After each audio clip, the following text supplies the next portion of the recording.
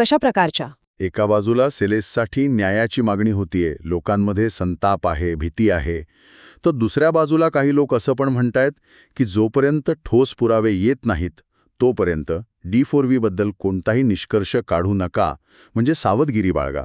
याला जर आपण मोठ्या चित्रात पाहिलं तर सेलिब्रिटी आणि गंभीर गुन्हे यांच्यातील कथित संबंध हे नेहमीच लोकांच्या आकर्षणाचा आणि चर्चेचा विषय ठरतात. हो, ते खरंय. लोकांच्या भावना तीव्र असतात कारण ते त्या सेलिब्रिटीला एका वेगळ्या उंचीवर पाहत असतात.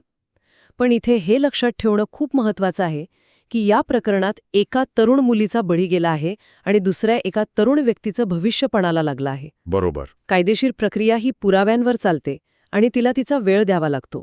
जनमताचा दबाव योग्य दिशेने असायला हवा, म्हणजे सत्य समोर यावं, पीडितेला न्याय मिळावा, पण तो तपास पूर्ण व्हायच्या आधीच कोणाला तरी दोषी ठरवणारा नसावा. सध्या ब्रँड्सची प्रतिक्रिया